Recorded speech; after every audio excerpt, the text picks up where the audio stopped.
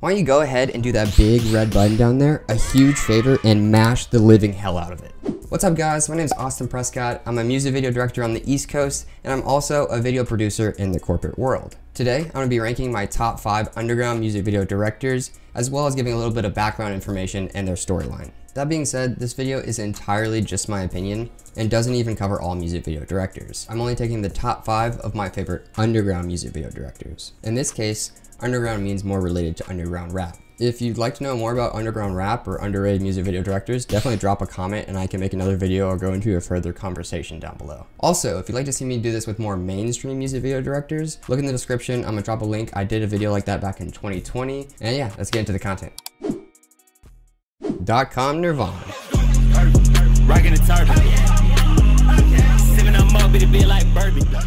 Alright, if you see this video, don't get mad at me because I may pronounce your last name wrong, but Nirvan Sarushian, better known as .com Nirvan, is originally from Sacramento, California. He's worked with some very popping artists, and through this, he's also been able to push lesser known artists who are very talented and have boosted on his platform alone. Artists he's worked with include Trippie Redd, Yeat, Little Candy Paint, Matt Ox, and so many more. The list really goes on forever. His absolutely crazy rise during the pandemic is a result of not only his extreme commitment to good quality hard work, but also his consistency, dropping almost new videos every week, and I've even seen him drop 3 or 2 in a single day, and they never lack any quality in them. He started out going to college for journalism, and quickly realized it didn't challenge him enough. So after landing a video gig with Wintertime and skipping classes for almost 2 months straight, Nirvan decided to drop out completely, and he began just DMing artists on Instagram and trying to lock in shoots that way. Nirvan's videos generally have high energy edits, never really giving the viewers a break. I remember a quote from an interview Nirvan was in where he said, "I want my viewers to be clicking replay as soon as the video ends to catch what they missed." One of my all-time favorite videos by Nirvan would have to be What's Up by Little Candy Paint. This video did an excellent job of showing off just how well Nirvan can match the song to his choice of effects, while still remaining simple and very high energy at the same time. Nirvan's ability to handpick and curate talented artists alongside his work ethic and consistency rate to keep his YouTube channel flourishing is definitely why I think he'll be one of the greatest music video directors of all time. So for that, I have to slide him onto the S tier rank. John Buchanan.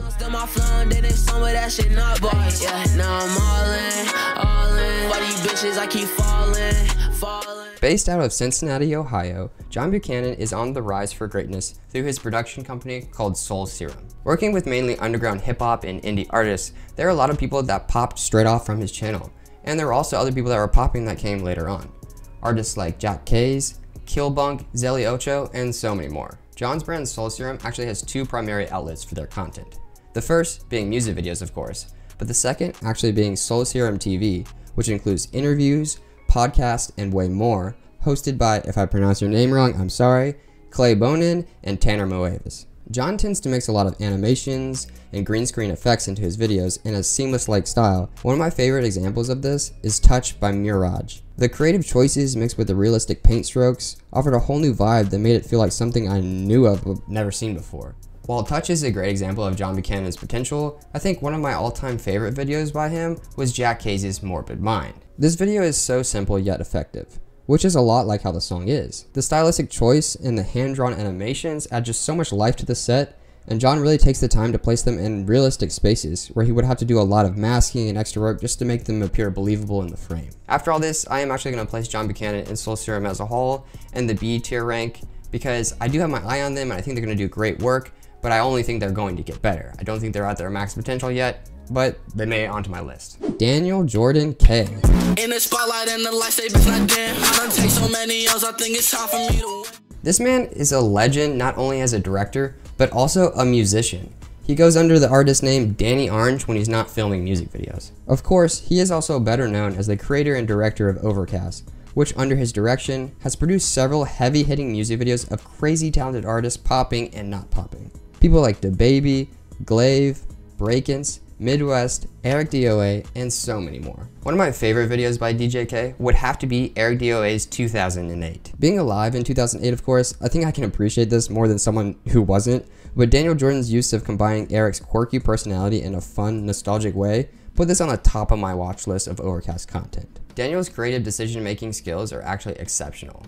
That, and with being around the right team and building a right network of connections, I think really is what put him and Overcast over the top. It's honestly hard to put him on the list because he's had so much success, so it almost doesn't feel right to call him an underground director. But I did find him when he was in the underground, so I still kind of want to put him into this category, at least for right now. So I do think Daniel Jordan K is only going to get more and more popular. I think even his artist work under Danny Orange is going to explode. Even still, after all that, I'm going to drop him in the S tier next to his buddy Nirvan. I'm sure they're friends, because I think he's really one of the greatest in the underground scene. And I think he's only going to move into the mainstream even more. Jacob of Tiny Tapes. Go. Rats falling out them G's, like, oh my god. Yeah, and I know they follow me, they want my spot. Located in Toronto, Canada, Jacob, creator and director of Tiny Tapes, started making music videos when he was around 16 or 17, from what I know of. Jacob, or Tiny Tapes, has worked with several talented artists in the underground scene and the mainstream platform. Artists like Matt Ox, Ty Fontaine, Lil Candy Paint, Boof Boy Icy, Bad Baby, and then like I said, Lil Gunner, but also way more than that. Speaking more on Gunner, he's someone that Jacob worked with closely and even called his friend. Through their collaborations, Gunner started to gain some recognition, and he began posting daily on his YouTube channel. From here, Gunner started to climb drastically and has built a fanbase with more than 20,000 YouTube subscribers, which comes back to help Jacob as well. So their collaborations honestly help both of them. Because of Jacob's success, he started connecting with more and more artists, but a lot of them honestly lived in LA, so he needed to make a trip out there. Jacob decided to bring on the help of the very talented Orazio, who's another music video director and editor that actually helped him on the Talk Tech video like I mentioned earlier. Together, they traveled to LA and built their reputation further as a team effort. One of my favorite videos that Jacob, or Tiny Tapes, did was actually one he did with Orazio when they were in LA. Ty Fontaine's WTF is We On. What did it for me in this video was their choices of editing filters and the 3D animations floating around that matched the greenhouse vibe just crazily well. Jacob doesn't just stop on music videos. He also runs a second channel called Tiny Tapes too. He teaches tips, tricks, and has video tutorials on how to get music video effects and styles that he uses or other famous directors use. Alongside this, he has a website where he offers tons of editing packs and presets to help make the process quicker and easier for all creatives. Because of everything he has to offer and everything he's done up until this point, I want to slide my man Jacob up to the A tier rank, right under the GOATs, but knowing that he's going to be up with the GOATs shortly. That man has a lot to come, and he's only going to get better, and working with him personally, I can tell you, he has the drive. Rick Lancaster. Put on a plane, could've bought a brand new range. That on mice and not a chain. I swear your bitch could've hit it, but I only want the brain. From the city of Charlotte, North Carolina, Rick Lancaster has built his reputation up as not only a solid music video director, but also a crazy visual effects artist, owning a self-employed company called Black Hat Visual Effects and a production company called Sold Out. He's worked with all sorts of artists such as Lil Wayne, The Kid Laroi, BB No Money, Juice WRLD, Bankroll Hayden, DaBaby, 18 Vino, as well as pushing new upcoming artist YSB.Trill, and even went on a tour with Trippie Redd for the Trip at Night tour as a videographer. After attending UNC, Rick worked as a production team member for various production companies, while still creating his own projects on the side. This eventually led to better opportunities, and Rick quickly left his job on the production teams. Rick's creativity, mixed with excellent knowledge in animation and visual effects, makes his videos really stand out unlike many others that I've seen. One of my favorite videos Rick directed was 18 Vino's Mic Check. This video had so many hard aspects, from the baby 3D animation and the visual effects on the car, to the cinematography and angle choices. I remember one specific angle that caught my eye where he was shooting up in the sky and it looked like he was floating with his feet still in the frame. I actually reached out to Rick about this and he walked me through how he did it. Of course, this led me to try it out in one of my own music videos back in 2021, which I'll link in the description if you guys want to check it out. Tell me who did better. With all this said, I'm going to slide Rick in the A tier right next to Jacob because he honestly deserves S tier, but I think he's really only going to get way better, and I want him to have some room to grow. Alright, thank you guys for making it throughout the whole video. You're a real one for that. Now, did you agree with my choices and my ranks, or did you disagree?